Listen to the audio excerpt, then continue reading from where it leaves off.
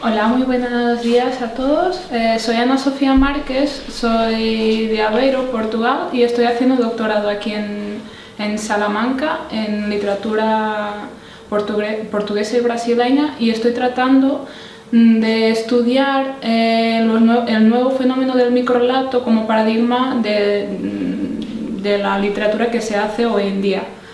Y el microrrelato, vemos ya bastantes estudios vinculados a la tradición hispanoamericana y después a la literatura española, pero se ve que hoy en día, reflejo también de las nuevas tecnologías, es un fenómeno que también empieza a tener alguna repercusión en la literatura portuguesa y sobre todo en Brasil.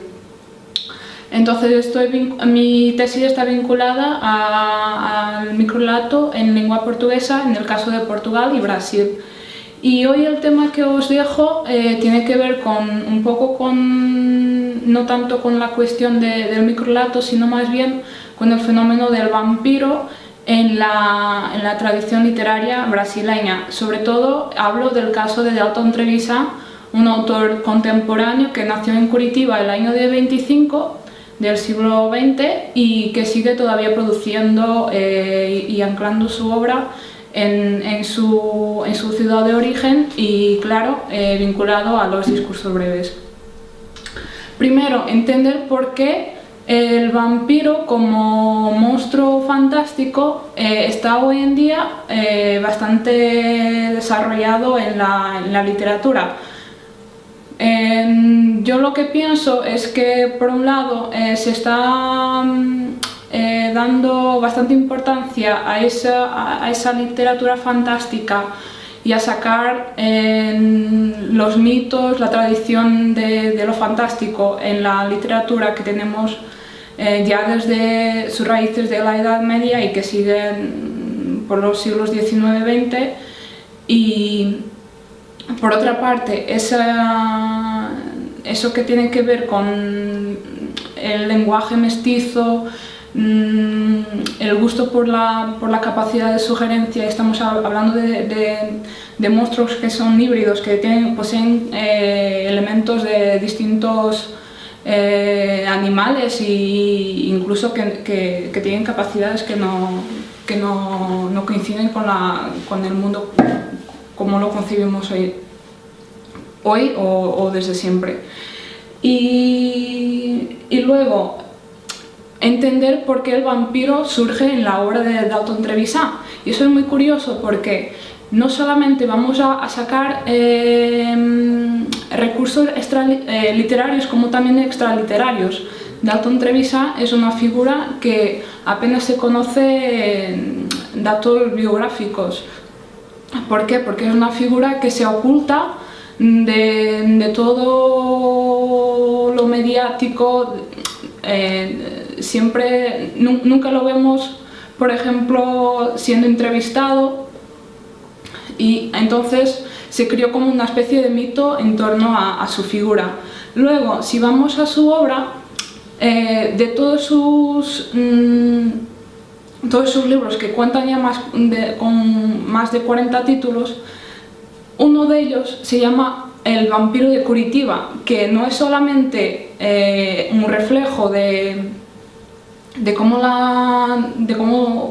una especie de metáfora de cómo se vivía en Curitiba, sino también una especie de síntesis de la figura del propio Dalton Trevisan.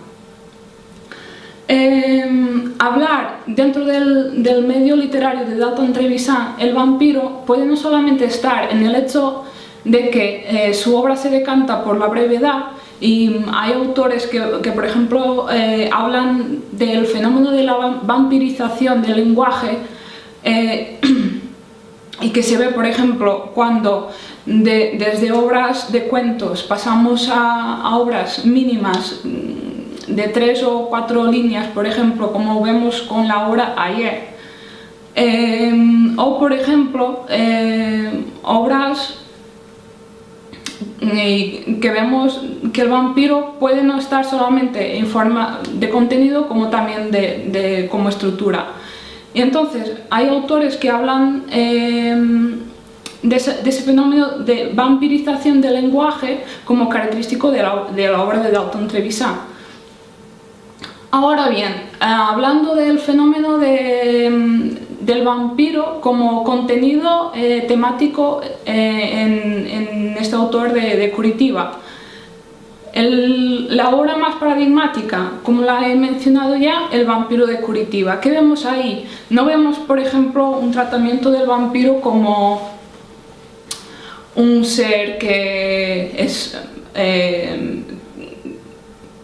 posee demasiado poder, que es como un millonario o que presume de ostentación y de lujo. No, vemos todo lo contrario. En Dalton Trevisan el vampiro aparece en las franjas más bajas de la sociedad. ¿Por qué? Porque hay que dibujar una sociedad que carece de dinámica, cuyos no es una ciudad de que se puede decir pues que viven fuera de los problemas sociales. Y en el caso del vampiro de Curitiba, de la obra que considero más preponderante para hablar del vampiro en Dalton Trevisan, hay varios matices que tenemos que enfocar. Desde luego, primero vemos a un vampiro que huye de todos los esquemas que concebimos como el capitalista millonario, el aristócrata que presume de su poder, y vemos a un personaje que cae por completo en las camadas sociales más bajas de Curitiba. ¿Y por qué hay ese descenso? Pues me parecía a mí que era lo más obvio para hablar de los problemas sociales de Curitiba y reflejarlo a partir de este personaje. Otro punto clave, a este depredador no le vamos a ver asesinando a las personas o un intento de aproximarse de las personas para sacarle la sangre. Vemos sí un matiz bastante más sexual y un vampiro que intenta a toda costa sacar besos o conseguir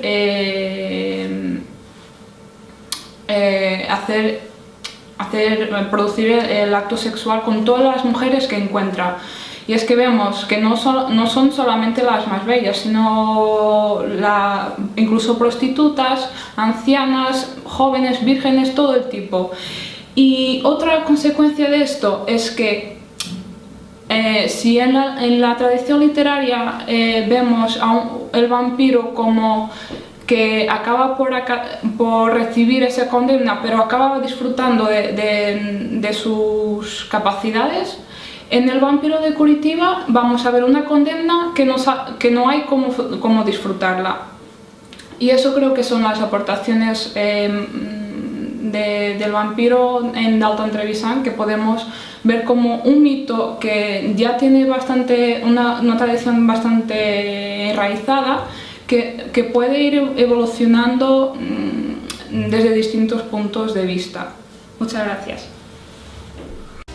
Brasil, meu Brasil brasileiro, meu mulato prisioneiro, vou cantar